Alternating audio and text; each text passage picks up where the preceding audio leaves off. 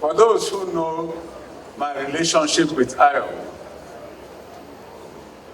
you know that coming up here to make this testimony is a very difficult one for me. Ayogu called me father.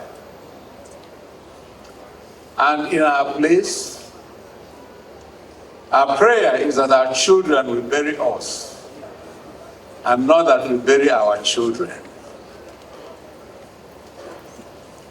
For me to be part of an event to bury Ayogu Eze is a very difficult one for me. I became very close to Ayogu when my elder brother, late Dr. Nwodo, was running for governor of the then Anambra State. Ayogu came all the way from Lagos, where he was working for Newswatch magazine, every weekend to join us in the campaign. My brother was then running for governor of Anambra State. Somewhere along the line, Enugu State was created out of Anambra. And after my brother had won the primary, he was disqualified with his closest contender, Reverend Hyde Onuagunuchi. And that's how I stepped into the shoe of my brother and was subsequently elected the first executive governor of Enugu State. Now, one of the first appointments I made as governor was to appoint Ayogu as my special assistant. And while he worked with me, I became very close to his family. If Ayogu had any issue with his father would come to my house and summon Ayogu and we'll iron it out there. The same with his mother. So I was very much involved in his personal life as he was involved in my government. Now, I can tell you, Senator Ayogu Eze is an extremely brilliant man. Very brilliant. Ayogu was the last person I saw before I went to bed as governor. He was the first person I saw when I got up. Because I had to share my last thoughts with him. And in the morning, because at that time, not now that everybody can type and do sorts of things on the internet, I was one of the few people who could operate a computer at that time. In the morning, my speech was typed and printed. My program for the day was typed and printed. And, you know, when you have a staff who does not stop at your instruction, but continues beyond your instruction to your amazement, that was Ayogu. He became so close that it was difficult for me to operate without Ayogu. At some point, I made a circular saying that my commissioners and my advisors should clear with Ayogu, and if he has not solved their problem, he will recommend you to see me. Now, some of these commissioners were, in fact, most of them were older than Ayogu. Ayogu was very young at that time. And some of them had been commissioners before, like Cletus Opata. So they rose up in arms. And why should they go to this young man to look at what they were doing in their ministry and say whether they should see the governor? Anyway, we struck a truce. But that is how much work he took off my table.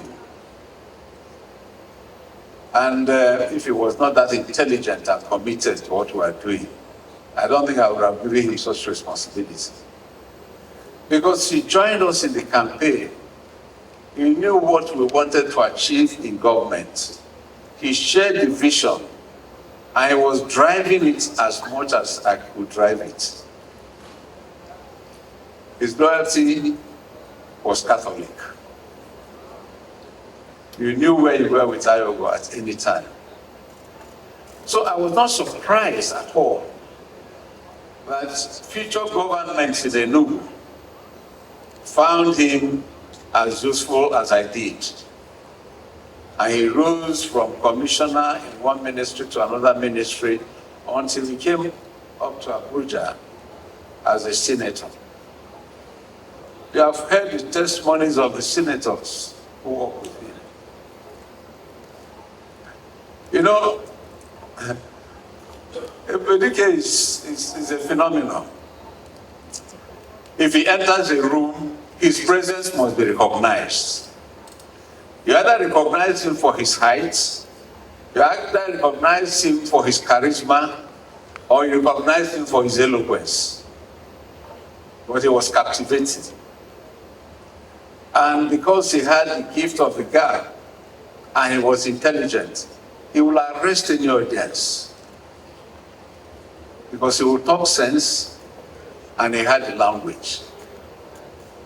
So, what we are hearing tonight, and what you will read in many tributes, when you get the biography, and the tributes that have been written there, you will come to see that we are here tonight to eulogize a man who deserves every word that anybody comes up here to say about him.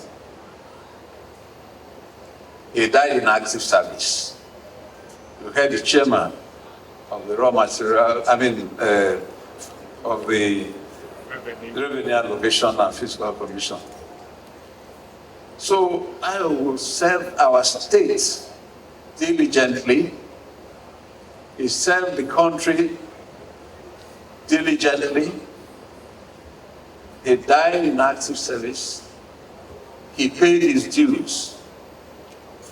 And I want this to be a consolation to the family. I visited with him a number of times in the hospital. I held his hand and we prayed that God will heal him soon. But at the end, God knows best. Because it's not how long we live, but it's how well we live. Ayogu is being celebrated because of what he did for God and humanity. Nobody is just singing his praise for the sake of singing his praise. So the family, you should be consoled. Your father was a great man. He came, he saw, he conquered, and God took him when God wanted to take him, because God gave him to us in the first place. So I want to thank each and every one of you, especially our former president. I know how many times we came to harass you when we wanted Ayogu to be a governor and all of that. And your normal patience and advice. So I want to thank each and every one of you who has come here to honor my son.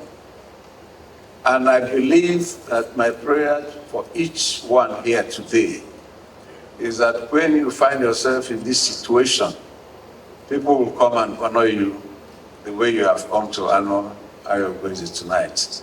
Thank you so much, and God bless each and every one of you.